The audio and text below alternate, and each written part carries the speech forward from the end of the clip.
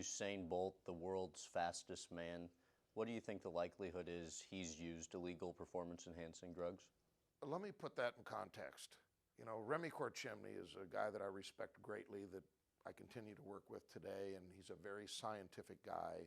And he has analyzed lots of Usain Bolt data, and in his opinion, the most gifted sprinter that's ever lived. So do I think that he could have broken the world record without using drugs? If he has ever used drugs, the answer is probably yes. But anytime you're going from 979, down to 58, this is, a couple meters here, it's suspicious. When you compound that with the Jamaicans got gold, silver, and bronze in the female 100 meters. When was the last time that one small country won all three medals? So that's highly suspicious.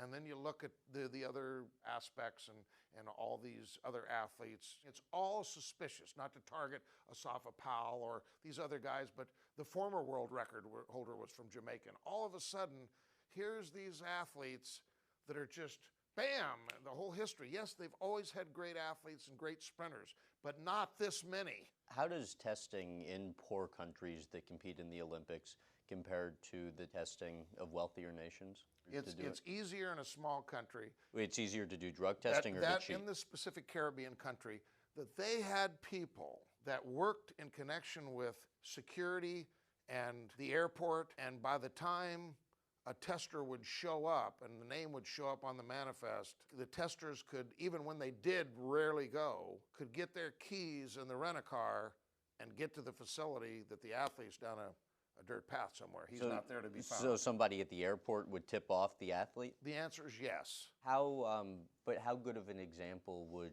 Jamaica be of the testing problems that poor countries have? Let's talk about what I do know about Jamaica for a minute. Without naming names, because this person is continuing to be competitive.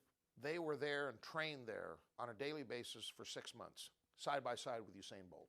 This person never saw a single tester there. They weren't tested. They didn't see anybody else tested. It's a small island. They basically train at the same facility. They work out, a lot of them at the same weight training facility. They never saw any testing or heard about any testing whatsoever for 6 months. At the stadium, the drug collection facility, when they went and they looked at it and they opened it up, it was an absolutely filthy, dirty closet with boxes piled up with dirt everywhere. This was the supposed specimen collection facility where they collected the samples there at the stadium. For Jamaica? For Jamaica.